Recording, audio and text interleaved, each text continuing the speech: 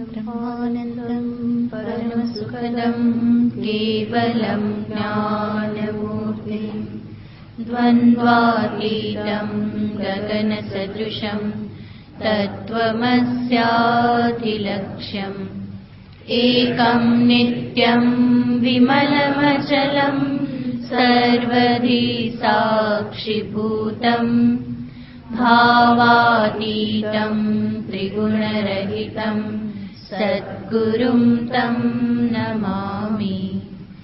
ॐ पार्थाय प्रतिबोधितां भगवता नारायणेन स्वयं व्यासेन ग्रथितां पुराणमुनिना मध्ये महाभारतम् अद्वैतामृतवर्षिणीं भगवतीम् अष्टादशाध्यायिनीम् अम्ब त्वामनुसन्दधामि भगवद्गीते भवद्वेषिणीम् यं ब्रह्मा वरुणेन्द्ररुद्रमरुतः स्तुन्वन्ति दिव्यैस्तवैः वेदैः साङ्गपदक्रमोपनिषदैः गायन्ति यं सामगाः ध्यानावस्थिततद्गतेन मनसा पश्यन्ति यं योगिनः यस्यान्तं न विदुःसुरासुरगणा देवाय तस्मै नमः। यस्यान्तं न विदुःसुरासुरगणा देवाय तस्मै नमः।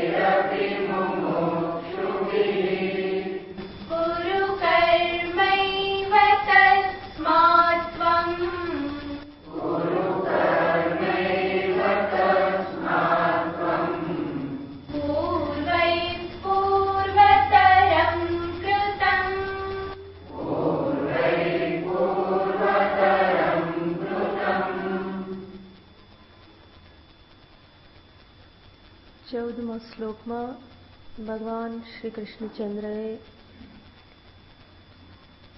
પોતાના અકર્તા અભોક્તા સ્વરૂપને દર્શાવ્યું.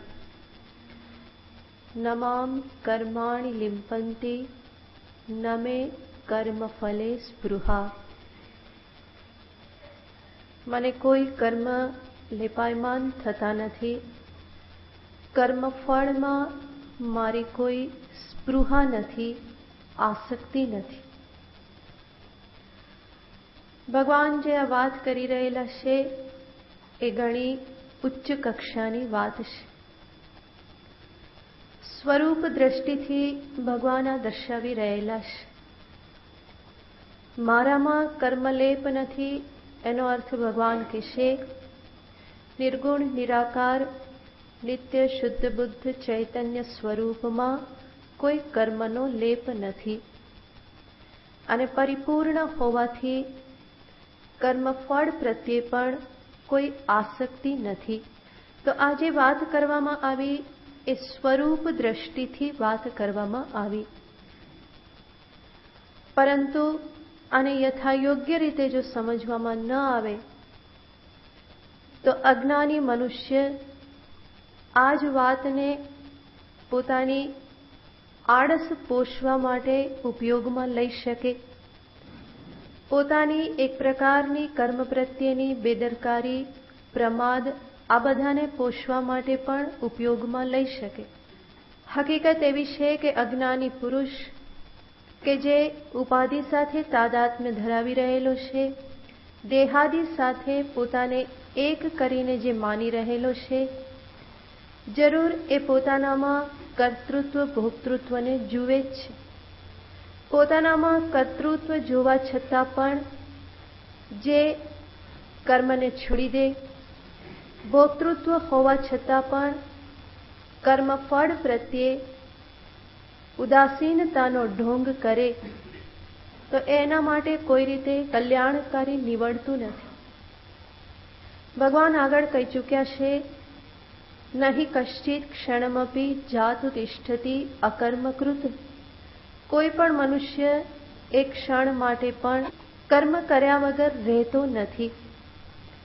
તો જ્યાં સુધી ઉપાધિ સાથે તાદાત્મ્ય છે, દેહાદિ સાથે તાદાત્મ્ય છે, અહમ દેહ એવી બુદ્ધિ છે અને એના દ્વારા જે કંઈ પણ થતા કર્મોમાં પણ કર્તૃત્વ અભિમાન છે, ફલાસક્તિ રહેલી છે, કર્મ થયા પછી આ પ્રકારનું ફળ મને મળવું જોઈએ એ પ્રમાણેની એક પ્રકારની જીદ રહેલી છે. તો આ બધું જ્યારે હોય તો એના માટે કર્મ કરવા એ જ હિતાવહ છે. અપરિપક્વ અવસ્થામાં કર્મોને છોડીને બેસી જવું એના દ્વારા મનુષ્યને ઘણું મોટું નુકસાન થતું હોય છે.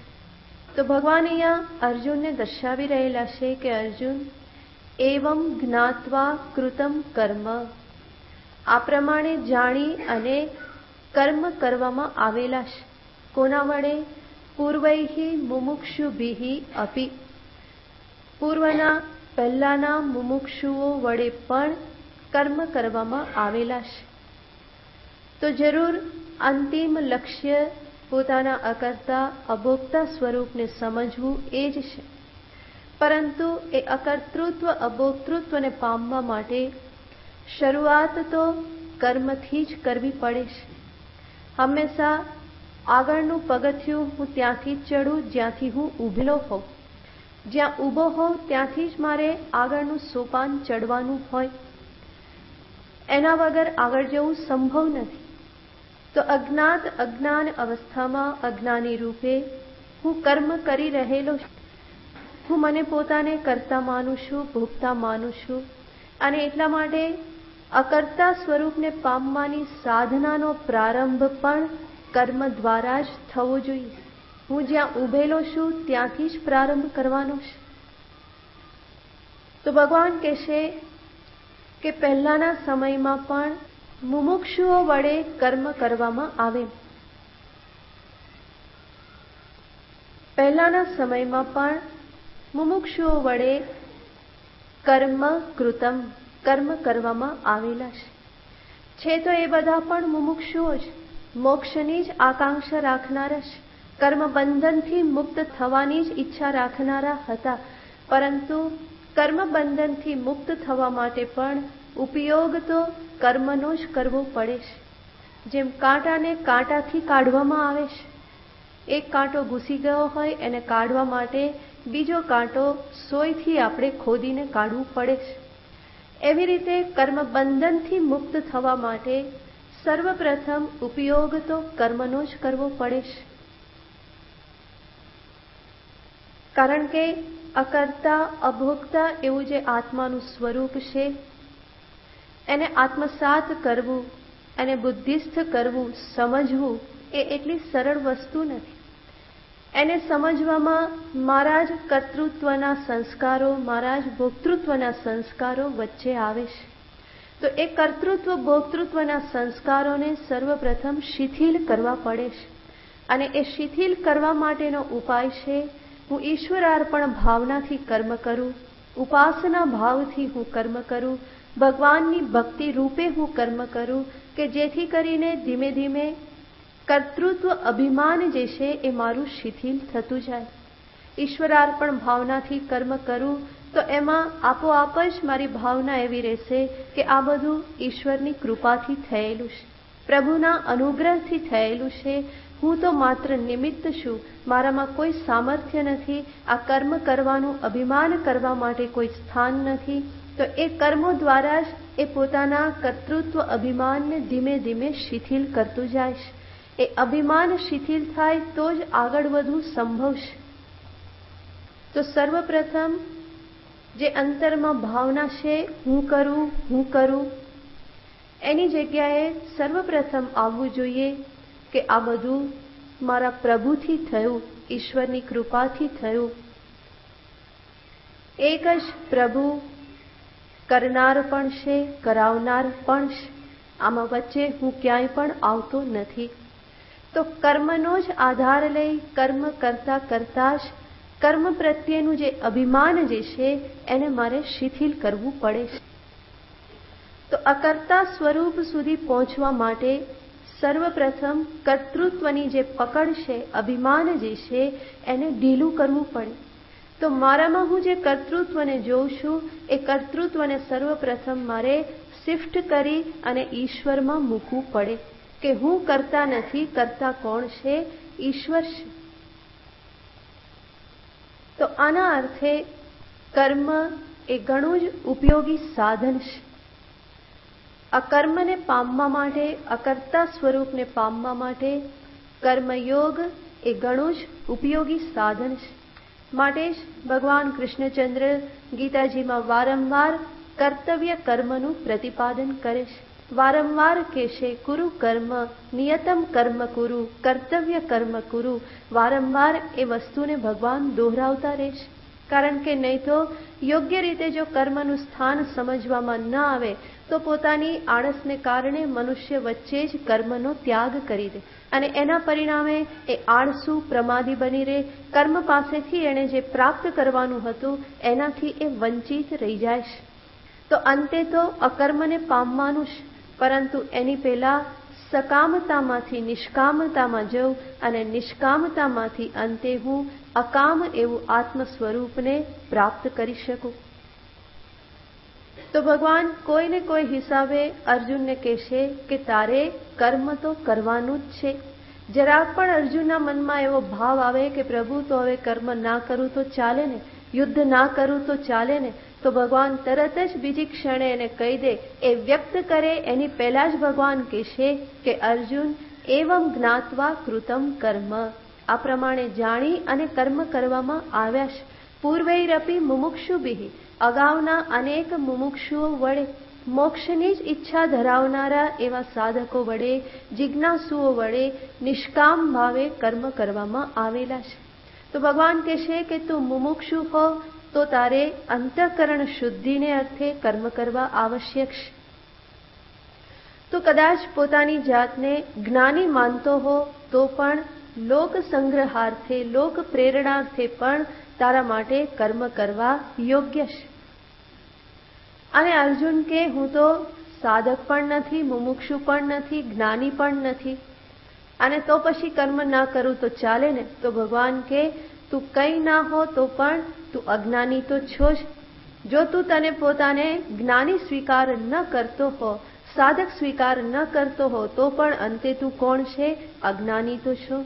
અને અજ્ઞાની છે, તારામાં કર્તૃત્વ છે, તો કંઈ વાંધો નહીં. ભોગની પ્રાપ્તિને અર્થે પણ તું કર્મ કર, તો કોઈને કોઈ હિસાબે કર્મ કરવાના છે. જ્ઞાની તરીકે, અજ્ઞાની તરીકે, કે પછી જિજ્ઞાસુ તરીકે, મુમુક્ષુ તરીકે, સાધક તરીકે, કોઈ પણ અવસ્થામાં કર્મનો ત્યાગ કરવા માટે ભગવાન કહેતા નથી. અને એટલા માટે જ આપણે અનેક વખત જોઈએ છીએ કે ગીતાજી ક્યારેય પણ અકર્મણ્યતાને પોષતી નથી. જરૂર અકર્તા આત્મ સ્વરૂપની વાત કરે છે, જરૂર જિજ્ઞાસુને આત્મજ્ઞાન પ્રાપ્ત થાય એને અર્થે અનેક વખત ભગવાન અકર્મની વાત કરે છે, જ્ઞાની મહાત્માઓની વાત કરે છે, સ્વરૂપ સ્થિતિની વાત કરે છે. છતાં પણ વચ્ચે વચ્ચે ભગવાન મમરો મૂકતા જ જાય છે કે કર્મ કરવાનું, કર્મ કરવાનું.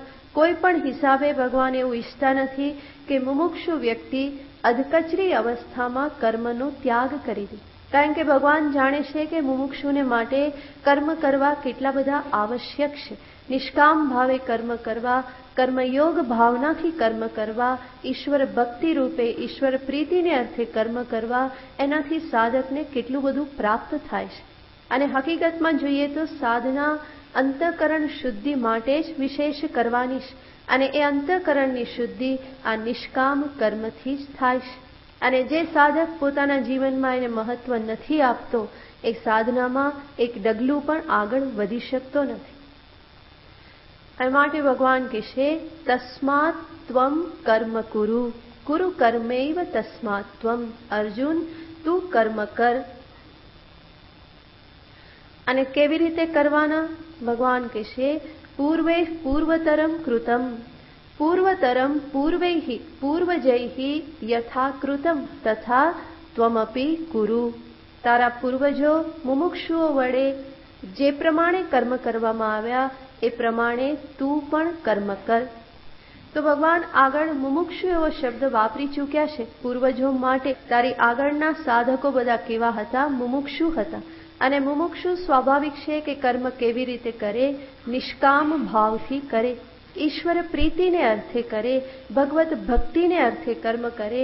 તો ભગવાન કહેશે, યથા પૂર્વતરૈઃ કૃતમ, પૂર્વૈઃ પૂર્વતરમ કૃતમ. જે રીતે તારા અગ્રજો વડે, પૂર્વજો વડે, વડીલો વડે જે પ્રમાણે કર્મ કરવામાં આવ્યા હતા એ પ્રમાણે, એટલે કે નિષ્કામ ભાવથી અંતઃકરણ શુદ્ધિને અર્થે તું પણ કર્મ કર.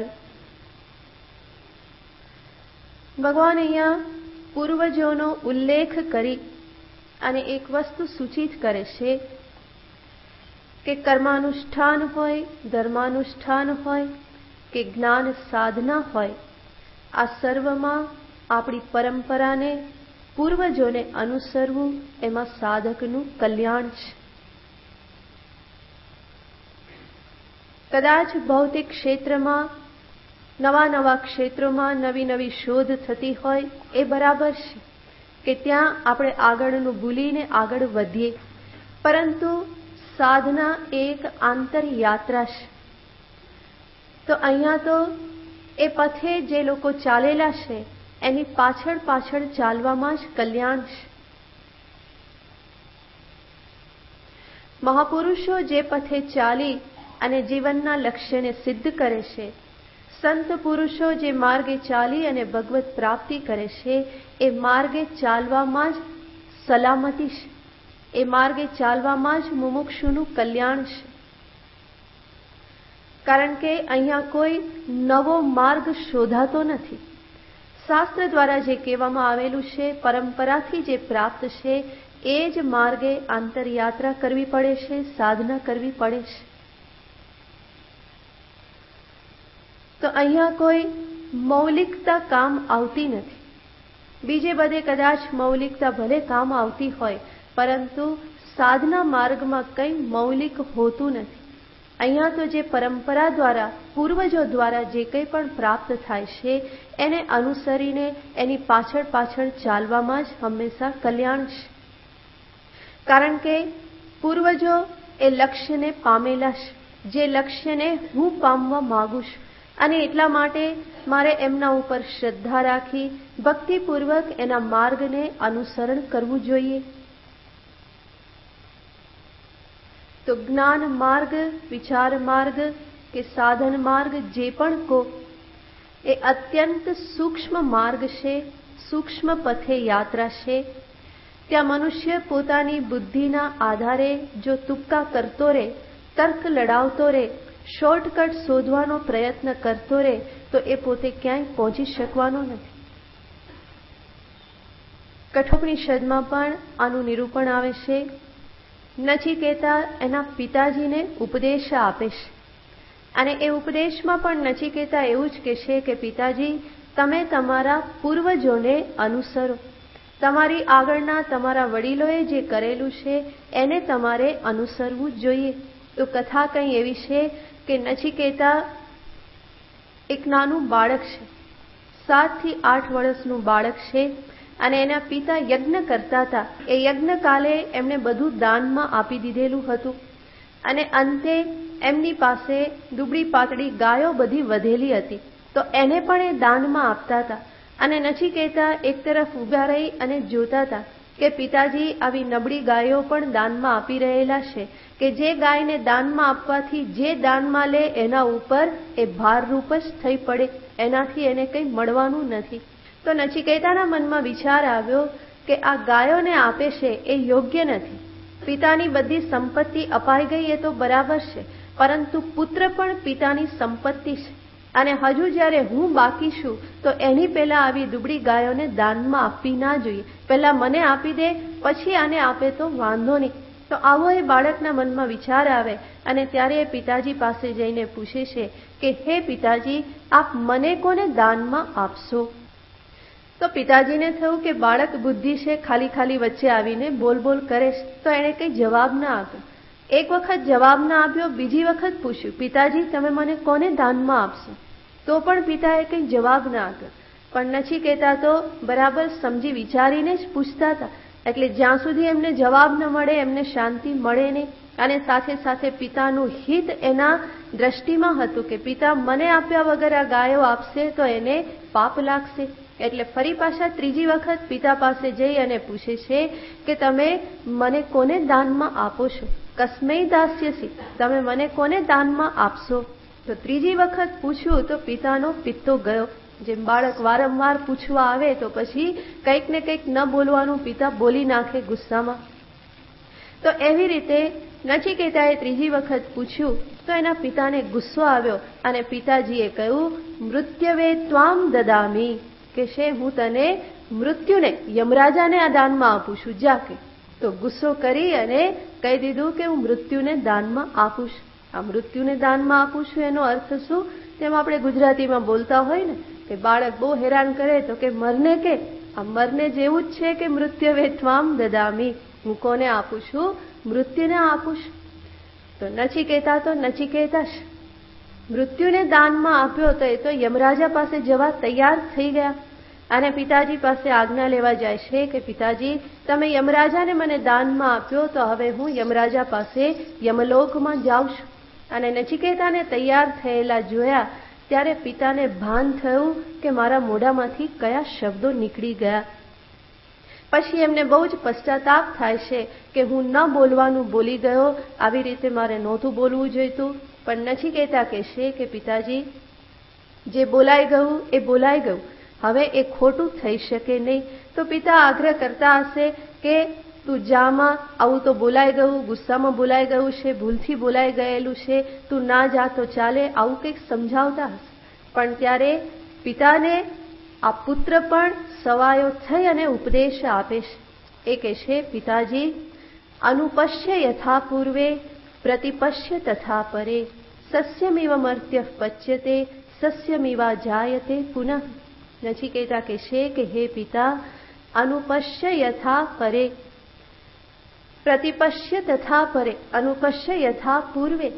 એ કહેશે કે પિતાજી જરા તમારા વડીલો પૂર્વજો તરફ તમે દ્રષ્ટિ કરો, તમારા પૂર્વજોએ શું કરેલું છે અત્યાર સુધી.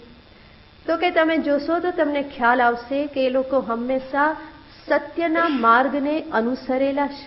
એમના મુખમાંથી જે વચન નીકળ્યું એ વચનનું પાલન એમણે હંમેશા કરેલું છે. તો તમારા વડીલોની સમક્ષ થોડી દ્રષ્ટિ નાખો, બાપ દાદાઓની દ્રષ્ટિને જરા જુઓ. એ હંમેશા સત્યના પથે ચાલેલા છે. મુખમાંથી નીકળેલું વચન એમણે ક્યારેય પણ ખોટું કરેલું નથી. એટલું જ નહીં, સાથે સાથે નચિકેતા કહેશે કે જરા ભવિષ્યની પેઢીને પણ સામે રાખો. તમે આજે તમારા વચનને ફોક કરશો તો કાલે ઉઠીને તમારી પેઢી પણ તમારું દ્રષ્ટાંત લઈ એના વચનને ફોક કરતી રહેશે કે આવું તો બોલાઈ જાય, એને ધ્યાનમાં લેવાનું ના હોય. તો કહેશે કે બંને બાજુનો વિચાર કરો. અનુપશ્ય યથા પૂર્વે પ્રતિપશ્ય તથા પરે. અને સાથે સાથે નચિકેતા બહુ સરસ સત્ય એની સામે રજૂ કરે છે. કહેશે મનુષ્યનું જીવન તો કેટલું ક્ષણિક છે. 50, 60, 70, 80 વર્ષનું જીવન છે. અને આવા જીવનમાં કિમ મૃષા કરણેન, આટલા નાના અમથા જીવનમાં ખોટા કામ કરીને શું કરવાનું? પોતાના વચનને ખોટું કરીને, નિરર્થક કરીને અંતે પામવાનું શું? જે થોડું ઘણું જીવન પ્રાપ્ત થયું છે, સત્યના માર્ગે ચાલી અને એને પૂરું કરો. અસત્યનો આશ્રય શા માટે લેવાનો આટલા ક્ષણિક જીવનમાં? તો મનુષ્યનું જીવન કેવું છે એને દર્શાવતા માટે ત્યાં દ્રષ્ટાંત આપે છે. સસ્યમિવ મર્ત્ય પચ્યતે સસ્યમિવા જાયતે પુનઃ. સસ્યમનો અર્થ છે ઘાસ. જેવી રીતે વરસાદની ઋતુ આવે અને જમીનમાંથી ઘાસ બધું ફૂટી નીકળે છે અને વરસાદ પૂરો થાય, તડકો પડે તો એ બધું ફરી સુકાઈ જાય છે, ફરી ઉગી નીકળે છે, ફરી સુકાઈ જાય છે. તો મનુષ્યનું જીવન પણ એવું એક ઘાસ જેવું જ છે, પરપોટા જેવું જ છે. એ ઉગે છે અને ફરી પાછું લય થઈ જાય છે, ફરી ઉગે છે, ફરી પાછું એ સુકાઈ જાય છે. તો અતિ ક્ષણિક જીવન છે, ક્ષણભંગુર જીવન છે, ટૂંકું જીવન છે. આવા ટૂંકા જીવનમાં ખોટું કરીને શું મેળવી લેવાનું છે? તો નચિકેતા કહેશે કિમ મૃષા કરણેન, ખોટું કરીને તમને શું મળી જવાનું છે? તમારા વચનને તમે નિરર્થક કરો. તમે મને કહ્યું છે કે મૃત્યુને દાનમાં દીધો અને હવે નહીં દો તો તમારું વચન ખોટું પડશે. અને એક પુત્ર તરીકે હું નથી ઈચ્છતો કે મારા કારણે તમારું વચન ખોટું પડે અને માટે હું તો યમરાજા પાસે જવાનો જ. કોઈ પણ હિસાબે નચિકેતા ત્યાંથી વિદાય લે જ. જરૂર પિતાએ એને કહ્યું નહીં હોય કે તું જા, કારણ કે કયા બાપના મુખમાંથી નીકળે કે જે પુત્રને કહે કે તું યમરાજા પાસે જા? પણ પિતાએ કહ્યું નહીં હોય. પિતા મૌન થઈ ગયેલા છે, કારણ કે બોલાઈ ગયું. નચિકેતાને કહ્યું પણ ખરું, પણ પછી એમને પણ સૂઝ્યું હશે કે મારે પણ મારા પૂર્વજોના પથોને હંમેશા અનુસરવું જોઈએ. તો એ મૂક અનુમતિ આપી રહ્યા હશે અને ત્યાર પછી નચિકેતા યમરાજા પાસે પહોંચે છે અને આગળની કથા બધી ચાલે છે. અત્યારે કરવા બેસું તો પૂરું થઈ જાય. બહુ ઇન્ટરેસ્ટિંગ છે. જ્યારે કઠોપનિષદ ભણીશું ત્યારે ખબર પડશે. તો તાત્પર્ય છે કે નચિકેતા જેવું બાળક પણ પિતાને કહેશે કે પૂર્વજોને અનુસરો. જ્યારે પણ ધર્મનું અનુષ્ઠાન કરવાનું હોય, કર્માનુષ્ઠાન કરવાનું હોય, સાધના પથે સાધનોનું અનુષ્ઠાન કરવાનું હોય, ત્યારે હંમેશા પૂર્વના થઈ ગયેલા મહાપુરુષો કે અત્યારના મહાપુરુષો જે છે એમણે ચિંધેલા પથે જ હંમેશા ચાલવાનું હોય. અહીંયા કોઈ નવી કેડી કંડારવાની હોતી નથી. જે કેડી પડેલી છે એના ઉપર ચાલવામાં જ કલ્યાણ છે. કોઈ કહેશે કે ના ના હું તો નવા પથે જ જાઉં, તો એને શું કહીએ કે જા ભાઈ તું જોખમ લે. આ એક જીવન વેડફવું હોય તો વેડફવાની છૂટી છે, કારણ કે બીજા ઘણા મળવાના જ છે. આમ તો ગમે ત્યારે ફરી પાછો માનવ થઈ જ પડે. ચક્કર પાછું ક્યારે પૂરું થાય કોને ખબર છે? તો જે હાથમાં છે એનો જ ઉપયોગ કરી લેવાનો હોય અને સત્પથે યોગ્ય માર્ગે ચાલી જવાનું હોય. મહાપુરુષોના પંથને જ હંમેશા અનુસરવાનું હોય, કારણ કે આ આંતર યાત્રા છે. આ કોઈ બહારની યાત્રા નથી. માર્ગ પણ અજાણ્યો છે અને પ્રિયતમ પણ અજાણ્યો છે. બંને અજાણ્યા હોય ત્યારે જાતે જાતે જઈએ તો માર્ગ પણ ઊંધો પકડાઈ જાય અને પ્રિયતમ પણ કોઈક બીજો આવી જાય. જે પ્રિયતમ હોય એ મળે ને અને બીજો કોઈક ભટકાઈ જાય તો પછી તકલીફ થાય. તો માર્ગ પણ અજાણ્યો છે અને જેને મળવાનું છે એ પ્રિયતમ પણ અજાણ્યો છે. આટલા જન્મોમાં ક્યારેય મળ્યા નથી, એટલા માટે તો જન્મ થયો છે, કારણ કે ત્યાં તો મળ્યા પછી જન્મ નથી. તો એવું જે તત્વ પામવાનું છે ત્યાં જાતે જાતે જવું એ સાહસ માત્ર છે, દોડડાપણ માત્ર છે. તો મહાપુરુષોના પથને હંમેશા અનુસરવાનું છે. ભગવાન કહેશે કે મહાપુરુષોએ હંમેશા ફલની આસક્તિ ત્યાગી અને આત્મશુદ્ધયે કર્મ કુર્વંતી. એ બધા આત્મશુદ્ધિને અર્થે, અંતઃકરણ શુદ્ધિને અર્થે હંમેશા કર્મ કરતા રહેલા છે. અને માટે ત્વમ અપી ગુરુ કર્મ, ભગવાન કહેશે તું પણ કર્મ કર. સાધના પથમાં હંમેશા મહાપુરુષો કરી ગયા એ કરવાનું હોય. ત્યાં એવો પ્રશ્ન પૂછવાનો ન હોય કે હું શા માટે કરું, બલકે એવો પ્રશ્ન પૂછવાનો હોય કે હું શા માટે ન કરું, શા માટે હું એને છોડું, એવો પ્રશ્ન પૂછવાનો હોય. કરવા માટે પ્રશ્ન કરવાનો ના હોય, કારણ કે એ લોકો કરીને પામ્યા છે, એનું પ્રયોજન સ્પષ્ટ છે. પણ હું જો છોડવા માંગતો હોઉં તો મારે પ્રશ્ન કરવો જોઈએ કે હું શા માટે છોડું, હું શા માટે ન કરું, એના માટે મારી પાસે કંઈ જવાબ હોવો જોઈએ. તો આ પથ એવો છે કે જેમાં અનુસરણ કરવું એ જ વધારે કલ્યાણકારી છે. મહાપુરુષોનું, સદગુરુનું અનુસરણ કરવું એમાં જ કલ્યાણ રહેલું છે. તો મહાપુરુષોએ અકર્તા આત્મ સ્વરૂપને પામવા માટે જ કર્મયોગ ભાવનાથી કર્મ કરેલા છે. અંતઃકરણ શુદ્ધિ એના દ્વારા પ્રાપ્ત કરેલી છે. અને અંતઃકરણ શુદ્ધ થયા પછી એ શુદ્ધ અંતઃકરણમાં સદગુરુનો ઉપદેશ બ્રહ્મજ્ઞાન ઉત્પન્ન કરે છે. અને ત્યાર પછી એ પોતાના અકર્તા આત્મ સ્વરૂપમાં સ્થિત થાય છે. અને એ સ્વરૂપમાં સ્થિત થયા પછી કર્મ છૂટી જાય તો કંઈ દોષ નથી. ત્યાર પછી કોઈ વિધિવિધાન નથી. કર્મ થતા રહે તો પણ સરસ છે, લોક સંગ્રહાર્થે જ્ઞાની કર્મ કરતા રહે તો પણ સરસ છે.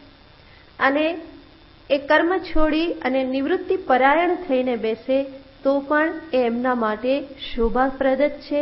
જગતને માટે તો બંને રૂપે કલ્યાણ જ છે. એ લોક સંગ્રહાર્થે કર્મ કરે તો પણ જગતનું કલ્યાણ છે, અને શાંતિથી બેસે, નિવૃત્ત થઈને બેસે તો એની ઉપસ્થિતિ પણ જગતનું કલ્યાણ કરનારી છે. અહીંયા કોઈ એવો પ્રશ્ન કરે કે પણ અંતે તો કર્મ છૂટવાના જ હોય કે છોડવાના જ હોય, તો પછી પહેલેથી જ શા માટે ના છોડું? તમે પહેલાં પકડાવો અને પછી છોડાવો, એના કરતાં તો પહેલેથી જ શા માટે ના છોડી દો? એટલા માટે ના છોડી દેવાય કે કર્મ પાસેથી મારે જે મેળવવાનું છે એનાથી હું વંચિત રહી જાઉં. નિષ્કામ ભાવે કર્મયોગ ભાવનાથી કર્મ કરીને મારે જે પ્રાપ્ત કરવાનું છે એ મને પ્રાપ્ત ન થાય તો મારું એક સોપાન ચૂકાઈ જાય અને પરિણામે હું અંત સુધી પહોંચી ના શકું. આ પ્રશ્ન કેવો છે? તો કે કોઈ વ્યક્તિ પ્રશ્ન કરે કે હું કપડામાં સાબુ શું કરવા લગાડું, કે અંતે તો પાણી નાખીને સાબુ કાઢવાનો જ છે ને, સાબુ બધો શેમાં જવાનો? પાણીમાં જ જવાનો છે. તો લગાવીને કાઢવાનો જ છે તો પછી કપડામાં સાબુ લગાવવો જ શું કરવા? આવું કેવું યોગ્ય છે ખરું? યોગ્ય નથી. કારણ કે કપડામાં સાબુ લગાવ્યા પછી પાણીથી સાબુને કાઢવાનો છે, પણ સાબુ જે જશે એ કેવી રીતે જશે? મેલને સાથે લઈને જશે, મેલને છોડાવીને જશે. એવી જ રીતે હું જે યોગ્ય ભાવનાથી, કર્મયોગ ભાવનાથી હું કર્મ કરું તો એ કર્મ જે છૂટશે એ કેવી રીતે છૂટશે? અંતઃકરણના મેલને સાથે લઈને એ જશે. તો કર્મયોગ ભાવનાથી કરેલા કર્મો એ સાબુ જેવું કાર્ય કરે છે, અંતઃકરણની શુદ્ધિ કરે છે. રાગ, દ્વેષ, ઈર્ષા, કામ, ક્રોધ આ બધા જે દોષ જે છે એ દોષ બધા ધીમે ધીમે ધોવાતા જાય છે, છૂટા જાય છે. અને માટે અધવચ્ચે જો કર્મ છોડી દેવામાં આવશે તો આ મેલને છોડવાનો બીજો કોઈ ઉપાય નથી. આ અશુદ્ધિથી મુક્ત થવાનો કર્મયોગ સિવાય બીજો કોઈ ઉપાય નથી. અને જ્યાં સુધી અંતઃકરણ રાગ દ્વેષથી ભરાયેલું હશે ત્યાં સુધી જ્ઞાન પણ એમાં ઉત્પન્ન નહીં થાય. તો આ શ્લોકનું તાત્પર્ય છે, ભગવાન કહેશે મુમુક્ષુઓએ અંતઃકરણની શુદ્ધિને અર્થે કર્મયોગ ભાવનાથી કર્મ કરવા જોઈએ. આ ભગવાનનું કહેવાનું તાત્પર્ય છે. તો અર્જુનને ભગવાને કહ્યું કે તસ્માત ત્વમ કર્મ કુરુ, માટે તું કર્મ કર. ભગવાનના આ વાક્યનું તાત્પર્ય દર્શાવતા શંકરાચાર્યજી મહારાજ કહેશે કે ન તૂષ્ણીમ બભુવ નાપી સંન્યાસઃ કર્તવ્ય. ભગવાનનું કહેવાનું તાત્પર્ય શું છે? તો કે તારે કર્મ છોડીને બેસી જવાનું નથી કે સંન્યાસ પણ ગ્રહણ કરવાનો નથી. તો કરવાનું છે શું? યુદ્ધ કરવાનું જ છે, એમાં કોઈ વિકલ્પ નથી. તો ભગવાન વારંવાર આવું કહીને સાથે સાથે એ પણ દર્શાવે છે કે પ્રાપ્ત પરિસ્થિતિથી ભાગી જવું એ સાધકનું લક્ષણ નથી. જે પણ પરિસ્થિતિ મને પ્રાપ્ત થઈ છે, જે પણ કર્તવ્ય કર્મ મને પ્રાપ્ત થયેલું છે, એને મારે કરવું જ જોઈએ. એને હું પીઠ બતાવીને ભાગું, એના પ્રત્યે હું તિરસ્કાર સેવું કે એને છોડીને જવું, ભાગેડું બની રહું, તો એ ભગવાનને ક્યારેય પણ પસંદ નથી. બલ્કિ ભગવાન કહેશે તમે જ્યાં છો, જ્યાં રહેલા છો અને જે કરી રહેલા છો એને જ તમે એવી ભાવનાથી કરો કે તમારી સાધનાનું એક અંગ બની જાય. તો સાધના પથ જે છે એ કોઈ અવ્યાવહારિક પથ નથી, બલ્કિ એ પૂરેપૂરો પ્રેક્ટિકલ છે. મોટે ભાગે સાધકોને ટેવ એવી પડી જાય છે કે અધ્યાત્મ જીવન એક તરફ અને બીજું જીવન વ્યાવહારિક જીવન બીજી તરફ. અને માટે શું કે સત્સંગમાં તો સાંભળ્યું પણ આપણે થોડું પ્રેક્ટિકલ થવાનું. એનો અર્થ શું? સત્સંગમાં જે કહેવામાં આવે છે એ બધું પ્રેક્ટિકલ નથી. અને જો એ પ્રેક્ટિકલ ના હોય તો સત્સંગ કરવાનું શું કરવાનું? એ જીવનમાં કામ આવવાનું ન હોય, ડગલે ને પગલે વ્યવહારમાં જો એ તમને પથ પ્રદર્શન ના કરતું હોય તો સત્સંગ કરવાનું શું કરવા? દરેક સોમવારે અને શુક્રવારે અહીંયા આવીને હેરાન શું કરવા થવાનું? બેસવાનું શા માટે જો સાંભળેલું કંઈ કામ આવતું ના હોય તો? અધ્યાત્મ જીવન, વ્યાવહારિક જીવન આ બંને કોઈ જુદા જુદા જીવન નથી, બલ્કિ અધ્યાત્મમાં મને જે દ્રષ્ટિ આપવામાં આવે છે એનો મારે વ્યવહારમાં ઉપયોગ કરવાનો છે. કારણ કે વ્યવહારિક જીવન હું જીવું છું, એમાં જ હું રહેલો છું. અને એમાં જો હું આને અન્વિત નહીં કરું, આને સાથે સાથે હું નહીં રાખું તો આનો બીજે ક્યાંય ઉપયોગ જ નથી. વ્યવહારને તો હું છોડી શકવાનો નથી, એમાં તો રહેવાનું જ છે. અને તો પછી વ્યવહારને હું કેવી રીતે સુંદર બનાવું, કેવી રીતે હું જીવન જીવું કે જેથી કરીને મારો વ્યવહાર અને મારું જ્ઞાન, અધ્યાત્મ જીવન આ બંનેનો સુમેળ સધાતો જાય. આ બંને જુદા જુદા જીવન ના રહે, જીવનના બે ફાંટા ના રહે કે આ જીવન તો આધ્યાત્મિક જીવન છે અને આ તો વ્યાવહારિક જીવન છે. બલ્કિ અધ્યાત્મ અને વ્યવહાર જે છે આ બંને એકબીજામાં સમન્વિત થવા જોઈએ. તો ભગવાન જે પણ વાત કરે છે એ કોઈ અવ્યવહારુ વાત નથી. ભગવાન એ જ દર્શાવી રહેલા છે કે જે પણ પરિસ્થિતિ પ્રાપ્ત થઈ છે એ પરિસ્થિતિમાં તમને એક કર્તવ્ય પણ પ્રાપ્ત થાય છે. અને એ કર્તવ્યથી ભાગવાનું નથી, એ કર્તવ્યને નિભાવવાનું છે. પણ કર્તવ્યને હું એવી રીતે નિભાવું કે મારા માટે બંધનકારી ન નીવડે, પરંતુ મોક્ષ પ્રતિ મને અભિમુખ કરનારું નીવડે, મોક્ષ પ્રતિ મને એક ડગલું આગળ વધારનારું નીવડે. ઈશ્વરાર્પિતમ નેચ્છયા કૃતમ ચિત્ત શોધકમ મુક્તિ સાધકમ. રમણ મહર્ષિ કહે છે કે ઈશ્વરાર્પિતમ, ઈશ્વર અર્પણ ભાવનાથી કરેલું કર્મ એ ચિત્ત શોધકમ મુક્તિ સાધકમ, ચિત્તની શુદ્ધિ કરી અને મુક્તિનું સાધન બની રહેશે.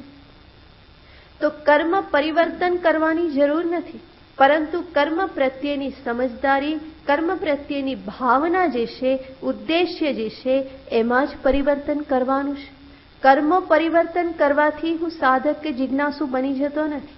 કર્મ પરિવર્તન કરવાથી હું જ્ઞાની બની જતો નથી કે મુમુક્ષુ બની જતો નથી, પરંતુ આ જે કંઈ પણ પરિવર્તન જે છે એ મારી બુદ્ધિમાં, સમજદારીમાં, ભાવનામાં પરિવર્તન લાવવાનું છે. દ્રષ્ટિને બદલવાની છે. સાધના આ દ્રષ્ટિ પરિવર્તનનું જ કાર્ય કરે છે. જગત અત્યારે મને જે દેખાય છે એનું એ જ જગત રહેવાનું છે. સાધના કરવાથી જગત બદલાઈ જવાનું નથી, કોઈ બદલી શકતું નથી. એ તો જે છે એ પ્રમાણે જ રહેવાનું છે. ઘણા બધા આવ્યા ને ગયા, કોઈ બદલી શક્યું નથી. એ જેવું છે એના સ્વભાવ પ્રમાણે એ ચાલવાનું જ છે. જે રીતે નિશ્ચિત છે એ પ્રમાણે એ ચાલી રહેલું છે. એમાં હું કંઈ કરી શકું નહીં. જરૂર એને જોવામાં, મારા અભિગમમાં હું પરિવર્તન કરી શકું. હું અડધો ગ્લાસ ભરેલો પણ જોઈ શકું અને અડધો ખાલી છે એ પણ હું જોઈ શકું. હું શેને મહત્વ આપું છું એના ઉપર આધાર છે. એક વ્યક્તિ છે એ અડધો ભરેલો જોઈ અને નાચી ઉઠે છે, ખુશ થઈ જાય છે, અડધો ગ્લાસ પાણીનો મને મળી ગયો. અને બીજી વ્યક્તિ એ જ અડધા ગ્લાસના ખાલી ભાગને જોઈ અને મોઢું વકાસી દેશે, અડધો જ ગ્લાસ મળ્યો કે. તો સ્થિતિ તો એકની એક છે, પરિસ્થિતિ એકની એક છે. તમે એનું મૂલ્યાંકન કેવી રીતે કરો છો એના ઉપર આખો આધાર છે. અને આ ભગવાનનો ઉપદેશ જે છે એ મને યોગ્ય મૂલ્યાંકન કરતા શીખવે છે. જે પણ પરિસ્થિતિ પ્રાપ્ત થાય છે, જે પણ કર્મફળ મને પ્રાપ્ત થાય છે, એ કર્મફળનું યોગ્ય મૂલ્યાંકન કરતા શીખવે છે. અને યોગ્ય મૂલ્યાંકન હું કરી શકું તો દરેક પરિસ્થિતિમાં હું સમત્વને ધારણ કરી શકું. સમત્વમ યોગ ઉચ્યતે. યોગ શું છે? આ સમત્વ જ યોગ છે. યોગ કર્મસુ કૌશલમ. અને સમત્વરૂપી યોગ એ શું છે? કર્મમાં કુશલતા. અને કર્મમાં કુશલતાનો અર્થ છે કર્મનો સ્વભાવ બંધન કરવું, એ જ સ્વભાવ છે. પરંતુ હું એવી કુશળતાથી કર્મ કરું કે કર્મ મને બાંધી ના શકે, બલ્કિ કર્મ મને મુક્ત કરનારું બની જાય. તો આવી રીતે કર્મ પ્રત્યેનો અભિગમ, કર્મફળ પ્રત્યેનો અભિગમ કેવો રાખવો એ મને ભગવાન આ ગીતાજીના ઉપદેશ દ્વારા દેખાડે છે. હું મારા તરફથી કરવાનું બધું જ કરી છૂટું, પરંતુ કર્યા પછી મારે શાંત રહેવાનું હોય અને જે આવે એને ઝીલવા માટે, ઉજવવા માટે તૈયાર રહેવાનું હોય. જરૂર હું અપેક્ષા રાખી શકું એની સામે કોઈ વાંધો નથી. કર્મયોગ કરવો એનો અર્થ એવો નથી કે ફળની અપેક્ષા રાખ્યા વગર કર્મ કરો. ફળ માટેની અપેક્ષા જરૂર રાખો, ઊંચામાં ઊંચી અપેક્ષા રાખો, પણ સાથે સાથે કર્મયોગી હું ત્યારે છું કે ઊંચામાં ઊંચી અપેક્ષા રાખું, પરંતુ નીચામાં નીચા માટે પણ તૈયાર હોઉં. સારામાં સારા માટે હું અપેક્ષા રાખું, પણ વર્સ્ટ કન્ડિશન માટે પણ મારું મન એટલું જ તૈયાર હોય. એને મેચ્યોરિટી કહેવામાં આવે છે. અને આવી મેચ્યોરિટી જ ભગવાન પ્રદાન કરવા માંગે છે. અને ભગવાન કૃષ્ણનું જીવન જુઓ, એમનો વ્યવહાર આ જ્ઞાનથી જ છલોછલ છે. આખું જીવન એમની સમતા હંમેશા એમની જળવાઈ રહેલી છે. ગમે એવી વિકટ પરિસ્થિતિમાં કૃષ્ણ હંમેશા સમતાને જ વરેલા છે. પછી પોતાના ઉપર ચોરીનો આરોપ થયેલો હોય તો પણ એ જ સમત્વ છે.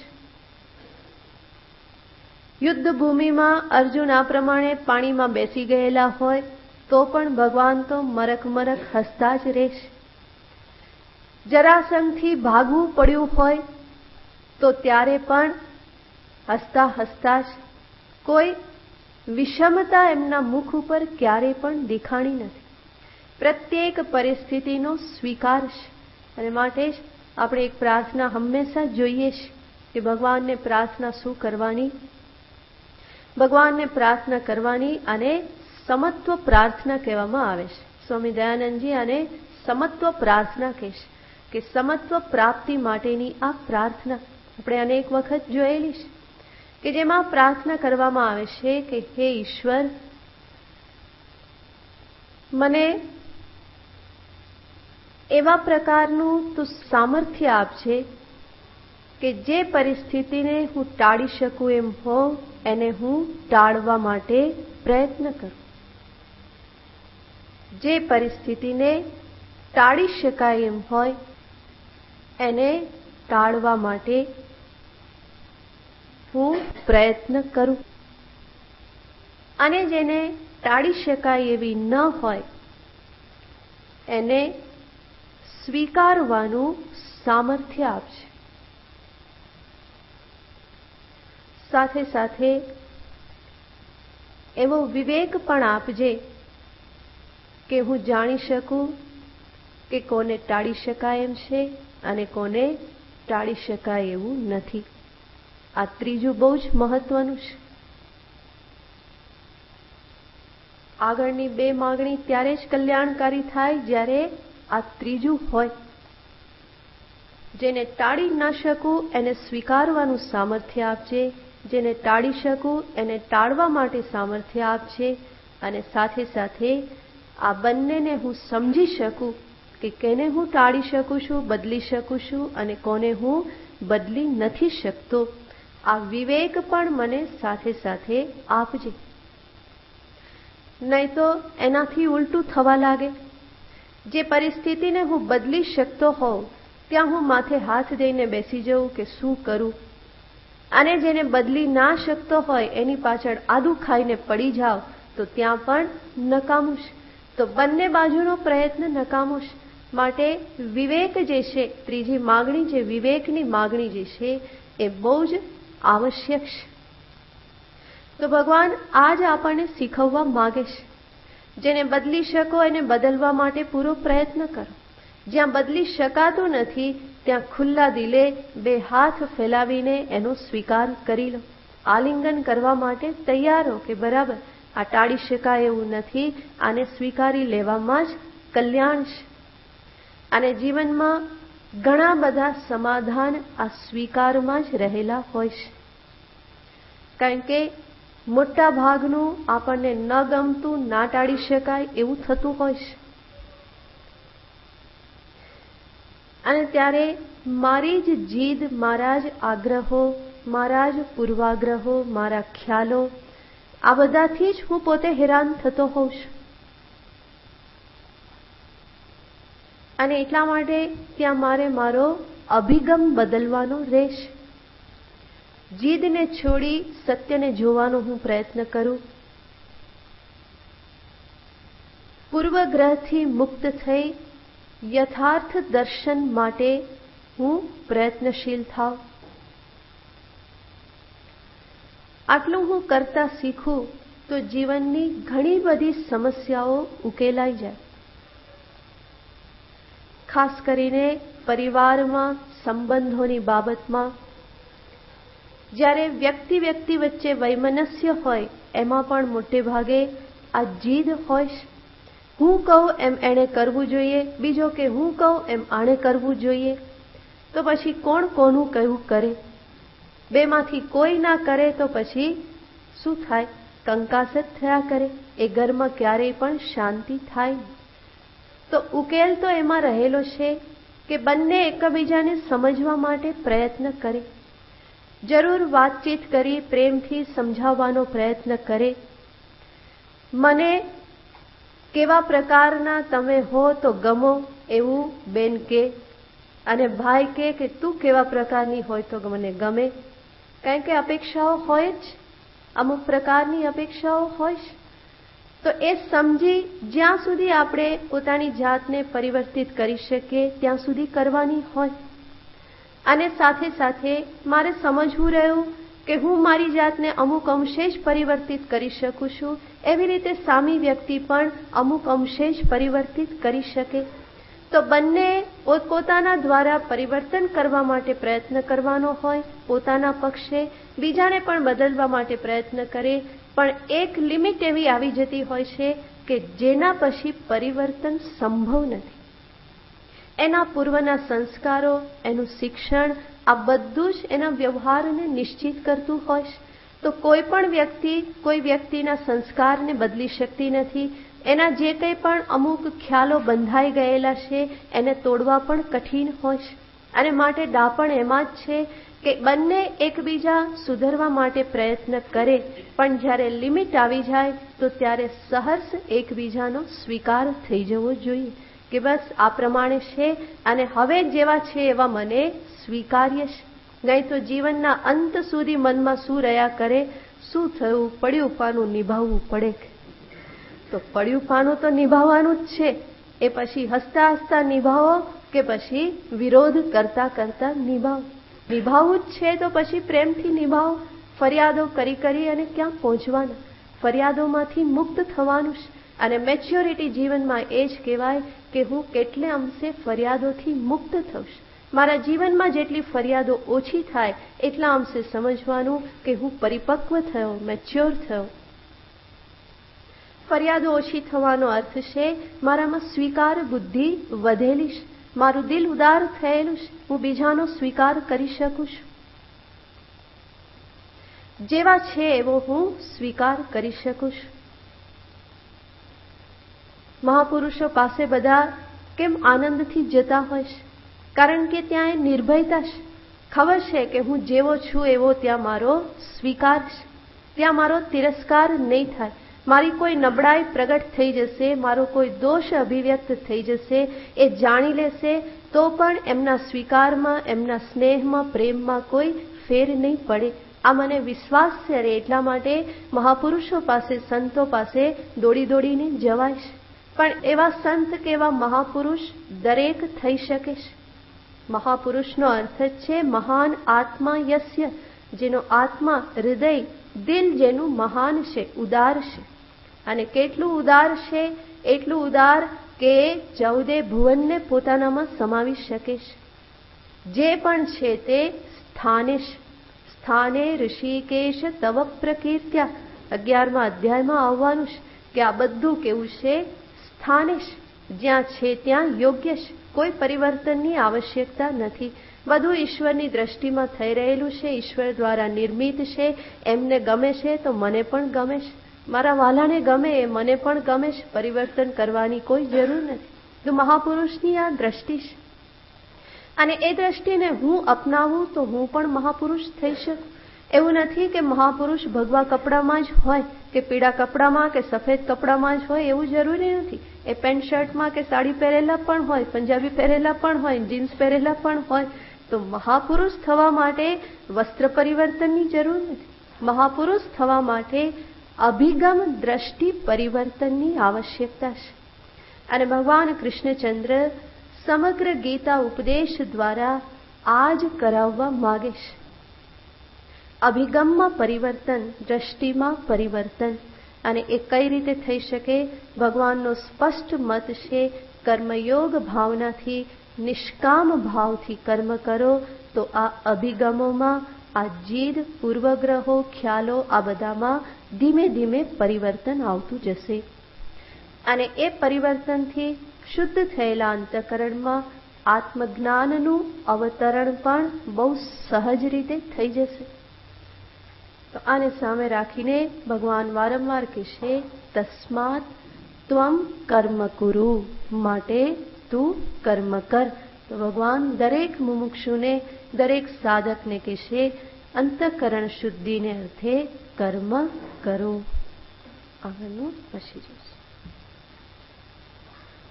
ઓમ પૂર્ણમદ પૂર્ણમિદં પૂર્ણાત પૂર્ણમુદચ્યતે પૂર્ણસ્ય પૂર્ણમાદાય પૂર્ણમેવાવશિષ્યતે ઓમ શાંતિ શાંતિ શાંતિ. હરિ ઓમ શ્રી ગુરુભ્યો નમઃ. હરિ ઓમ.